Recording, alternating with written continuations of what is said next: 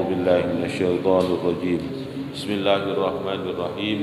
Alhamdulillahirabbil alamin arrahmanir rahim maliki yaumiddin. Iyyaka na'budu wa iyyaka nasta'in ihdinas siratal mustaqim siratal ladzina an'amta 'alaihim ghairil maghdubi 'alaihim waladdallin. Amin ya rabbal alamin. Bismillahirrahmanirrahim. Wa huwa khatamun nabiyyin ajwatun nasi sadran wa asdaqun nasi lahjatan waliyanuhum arikatan wa akramahum isyratan man ra'ahu batihatan habahu wa man khalatahu ma'rifatan ahabbahu yaqulu na'ituhu lam ara qablahu wala ba'dahu mithlah. Rasulullah sallallahu alaihi wasallam disifati, dijelaskan di dalam kitab Syama'il ini, wa huwa khatimun nabiyyin. Beliau adalah penutupan nabi. Penutupan para nabi, para anbiya adalah Nabiuna Muhammad sallallahu alaihi wasallam. Dari kemuliaan-kemuliaan yang Allah berikan kepada Nabi kita Muhammad sallallahu alaihi wasallam, beliau adalah sebagai penutup dari anbiya. Sehingga fitnahan-fitnahan yang terus terjadi di dalam perkembangan di dunia ini, ketika ada seseorang apapun yang dia miliki secara zahir, mungkin ada hal-hal yang lebih yang kita pandang, kemudian mengaku sebagai seorang nabi, entah nabi keberapa yang dia sebutkan, bahwa itu kadzab, itu adalah sebuah dusta. Karena Allah sudah menentukan khatamul anbiya, khatamun nabiyyin adalah nabi kita Muhammad sallallahu alaihi wasallam. Jikalau nanti kita akan mendengarkan satu kisah bahwa akan ada nabi yang akan turun ke muka bumi, Nabiuna Isa alaihissalam, Nabiuna Khidir alaihissalam, beliau tidak mempunyai status sebagaimana yang Allah berikan kepada beliau, yakni tidak disebut sebagai khatamul anbiya, tidak disebut sebagai penutup para nabi, tapi adalah nabi-nabi yang dulu sudah Allah berikan tugas untuk mendakwahkan ad-din, agama, yaitu kemudian Allah angkat kembali di satu tempat saat ini, kemudian nanti Allah akan turunkan. Jadi bukan khatamul anbiya, bukan penutupan nabi, yaitu anbiya-anbiya yang bakal diturunkan ke muka bumi ini bukan sebagai penutup para nabi, karena penutupnya adalah Nabiuna Muhammad sallallahu alaihi wasallam.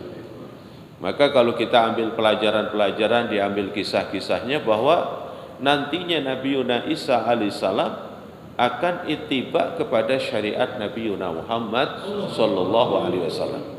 Jadi yang akan terus didakwahkan, yang diikuti nanti adalah syariat Nabi kita Muhammad sallallahu alaihi wasallam. Di saat zaman-zaman sudah semakin rusak, semakin menjauh dari nilai-nilai ajaran Nabiuna Muhammad sallallahu alaihi wasallam, di saat itulah nanti Allah Subhanahu wa taala akan menurunkan Nabiuna Isa alaihissalam sebagai seorang nabi yang meneruskan, yakni syariat Nabiuna Muhammad sallallahu alaihi wasallam, tapi dia tidak disebut sebagai penutup para anbiya karena beliau adalah sudah terlebih dahulu secara fisik diutus oleh Allah ke muka bumi. Kemudian Nabiuna Muhammad sallallahu alaihi wasallam disebutkan adalah ajwatun nasi sadran, diberikan oleh Allah Subhanahu wa taala keluasan di dalam hati, sanubari beliau adalah diberikan oleh Allah sangat luas, sehingga kisah-kisah yang kita fahami tentang Nabiuna Muhammad sallallahu alaihi wasallam, walaupun mendapatkan ujian di muka bumi, sangatlah berat sekali ujian tersebut, dari saking luasnya hati Nabiuna Muhammad, saking besarnya kebesaran hati Nabiuna Muhammad yang Allah karuniakan kepadanya, sehingga doa-doa yang selalu dipanjatkan untuk umatnya selalu doa dalam kebaikan. Tidak kepingin umatnya itu mendapatkan azab dari Allah, mendapatkan sanksi saat itu, tapi selalu yang diharapkan, yang diminta oleh Nabi kita Muhammad sallallahu alaihi wasallam yaitu sebuah hidayah, petunjuk yang diminta oleh Nabi Muhammad untuk umatnya. Banyak kisah-kisah para anbiya yang berbeda, yang Allah tidak berikan sebagaimana keluasan yang Allah berikan kepada Nabi Muhammad, akan tetapi itu tidak mengurangi derajatnya, posisinya seorang anbiya dan seorang rasul. Banyak kisah-kisah yang diceritakan dalam catatan sejarah, seperti keluh kesah yang diungkapkan oleh Nabi Nuh alaihi salam. Beliau berdakwah siang malam, mengajak manusia ke jalan Allah, tapi bukan semakin mendekat, tapi semakin jauh. Sehingga Allah Subhanahu wa taala mengabulkan apa yang diminta oleh beliau sampai umatnya mendapatkan satu teguran langsung dari Allah Subhanahu wa taala. Tapi Nabi Muhammad diberikan keluasan yang sangat luas di dalam hati sanubarinya, sehingga yang diharapkan oleh Nabi Muhammad SAW adalah sebuah petunjuk yang akan diberikan oleh Allah kepada umatnya.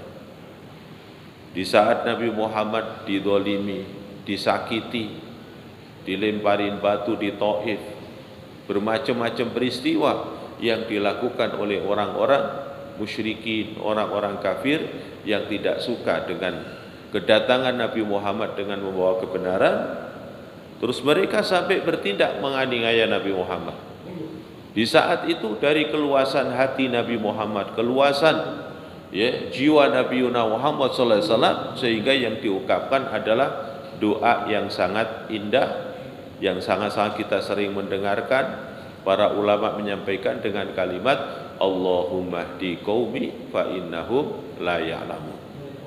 Ya Allah, tunjukkan kaumku itu karena mereka adalah tidak mengetahui tentang apa yang mereka lakukan itu sebuah kekeliruan, sebuah kesalahan ketika mereka melakukan kezaliman kepada Nabi kita Muhammad sallallahu alaihi wasallam. Itu adalah sebuah bukti keluasan hati Nabi kita Muhammad sallallahu alaihi wasallam. Seandainya kita ini sebagai umatnya bisa ittiba dari salah satu sifat Nabi yang satu ini, yaitu keluasan hati, kita mudah untuk membuka pintu maaf kepada orang lain. Kita mudah untuk memberikan ungkapan kasih sayang kepada orang lain, walaupun orang lain itu mungkin menyakiti kepada kita, entah sengaja atau tidak, menzalimi kepada kita. Ini seandainya Allah juga memberikan kita satu sifat yang mulia seperti Nabi Muhammad, diberikan keluasan di dalam hati sanubari kita. Makanya banyak kita selalu minta kepada Allah satu doa yang selalu diberikan satu pemahaman oleh para ulama-ulama kita, dan doa itu kita sudah menghafal semua. Rabbi shrahli sadri wa yassirli amri wahlul 'uqdatam min lisani yafqahu qawli. Di antara doa itu ungkapannya Rabbi, wahai Tuhanku, shrahli, luaskan hatiku, luaskan hatiku. Ya. Kalau kita punya keluasan hati, insyaallah di dalam hati kita tidak ada sifat adawah, pendendam yang enggak kelar-kelar, terus saja di dalam hatinya selalu ada rasa sakit hati sama orang. Itu diantaranya karena sempit hati kita. Rasulullah sallallahu alaihi wasallam tidak ada sifat yang semacam itu di dalam hati sanubari Nabi Muhammad sallallahu alaihi wasallam. Kemudian kadang kita dipertanyakan, katanya Rasulullah diberikan keluasan hati yang begitu luas, kenapa ada ghazwah? Kenapa ada jihad? Kenapa ada peperangan? Ya. Jadi antara sifat Rasulullah yang diluaskan hatinya dengan ghazwah, dengan peperangan ini sebenarnya tidak ada i'tirad, tidak ada bertentangan. Kenapa? Karena Rasulullah melakukan itu semua atas amar, atas perintah dari Allah Subhanahu wa taala. Jadi diperintahkan oleh Allah untuk ghazwah, untuk berperang. Jadi perang ini tidak berarti menyebabkan hati Rasulullah itu sempit, karena ini diperintah oleh Allah. ya, diperintah oleh Allah Subhanahu wa taala. Kita mempunyai jiwa yang luas, jiwa pemaaf. Tiba-tiba tanpa ada disadari ada seseorang kepingin memukul kita. Tiba-tiba ada seseorang kepingin memukul kita. Kita punya kewajiban untuk membela diri, jangan dibiarkan. Ya, satu menghindar, membela diri, ya. Kemudian orang itu bisa kita pegang biar tidak melakukan perbuatan yang buruk itu. Nah, ini di antara bentuk keluasan yang Allah berikan itu, ungkapannya seperti itu. Kadang justru kita dituduh yang tidak-tidak terhadap Nabi Muhammad sallallahu alaihi wasallam. Kemudian wa astaqon nasi lahjatan. Dan Nabi Muhammad sallallahu alaihi wasallam di saat beliau mengucapkan sebuah kata-kata itu sangat indah, lahjahnya sangat indah. Jadi fasih, mudah untuk diterima. Semua orang ketika mendengar ungkapan kata-kata yang mulia dari Nabi Muhammad sallallahu alaihi wasallam begitu mudahnya untuk menerima apa yang disampaikan oleh Nabi kita Muhammad sallallahu alaihi wasallam. Kadang kita dapatkan seseorang, Masya Allah, ilmunya luar biasa, tapi ketika menyampaikan ilmu dengan ungkapan kata-katanya, kadang-kadang kita sulit untuk menerimanya. Ketika dia mengucapkan satu penjelasan ini, luas banget penjelasannya, tapi kita sulit untuk menerima. Tapi kalau Nabi Muhammad sallallahu alaihi wasallam setiap mengucapkan suatu kata-kata keterangan, itu mudahnya mereka untuk bisa menerima, terutama para sahabat-sahabat Nabi kita Muhammad sallallahu alaihi wasallam. Ini adalah kemuliaan-kemuliaan yang Allah karuniakan kepada Nabi kita Muhammad sallallahu alaihi wasallam. Kemudian Nabi Muhammad ini perangainya adalah sangat lemah lembut, ya. Dari segala macam kita pandang itu adalah kelemah lembutannya, indah luar biasa. Sulit untuk dibayangkan dan sulit untuk digambarkan tentang keindahan-keindahan dalam diri Nabi kita Muhammad sallallahu alaihi wasallam. Kemudian Nabi Muhammad sallallahu alaihi wasallam juga diberikan kemuliaan oleh Allah, akramuhum isyrah. Jadi beliau itu dari garis keturunan yang sangat mulia. Sangat mulia. Dari zuriyah ke atasnya itu dari keturunan-keturunan yang sangat luar biasa. Maka dalam ungkapan lain disebutkan keturunan-keturunan Nabi Muhammad itu terjaga min sifahil jahiliyah. Min sifahil jahiliyah. Apa itu sifahil jahiliyah itu? Dari perbuatan-perbuatan buruk, ya, adab-adab yang tidak baik, perbuatan-perbuatan yang baik yang terjadi di zaman jahiliyah itu, keluarganya Nabi Muhammad sallallahu alaihi wasallam terjaga. Jadi tidak ada yang melakukan perbuatan-perbuatan buruk sebagaimana yang terjadi dalam kehidupan zaman jahiliyah tersebut. Maka ketika bab awal waktu itu sudah kita terangkan bahwa Nabi Muhammad diambil jalur yang sangat istimewa dari Sayyid Abdullah bin Abdul Muttalib bin Hashim, sampai terus ke atas sampai Adnan. Adnan naik-naik kepada Nabi Ismail, kemudian Nabi Ismail nyambung lagi kepada Nabi Ibrahim alaihi salam. Ini yang mutawatirah dari kemasyhuran kemuliaan garis keturunan Nabi Muhammad sallallahu alaihi wasallam.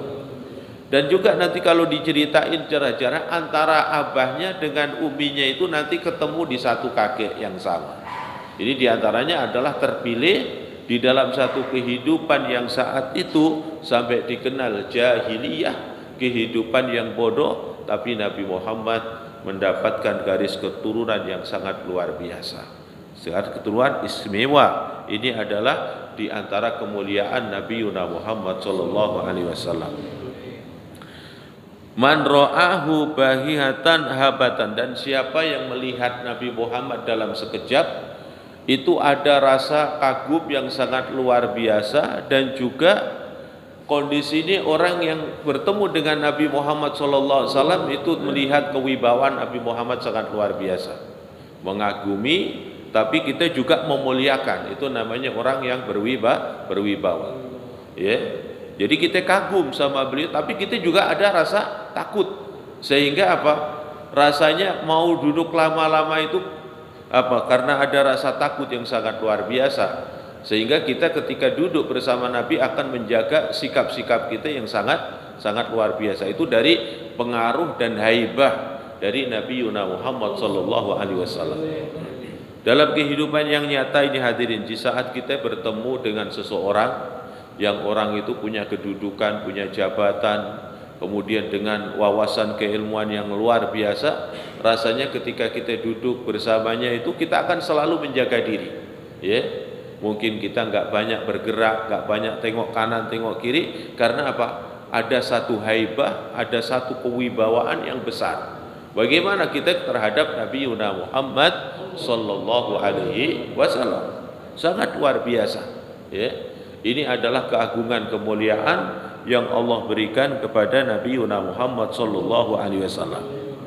Wa man khalatahu, dan orang-orang yang bersama Nabi Muhammad, artinya selalu ya bertemanan dengan Nabi Muhammad, bergaul dengan Nabi Muhammad, selalu ada bersama Nabi Muhammad, kemudian dia akan mengenal lebih dalam terhadap Nabi Muhammad, nanti ujung akhirnya ahabbahu, dia akan sangat mencintai Nabi Muhammad sallallahu alaihi wasallam. Kita ini kalau membayangkan tentang Nabi Muhammad, ya, kekuatan batiniah kita semakin hari semakin kuat, itu akan tiba-tiba sudah tidak bisa lagi mengungkapkan kemuliaan-kemuliaan Nabi Muhammad, akan muncul asyauq, kerinduan kita kepada Nabi Muhammad sallallahu alaihi wasallam. Ketika sudah kerinduan itu sampai, tidak ada lagi yang bisa ungkapkan itu kecuali apa? Derai air mata akan terus muncul dari kita.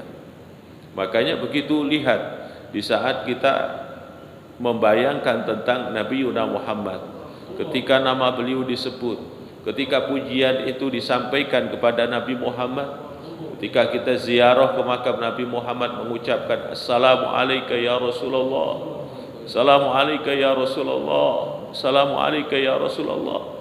Ini adalah sudah kerinduan yang sangat luar biasa.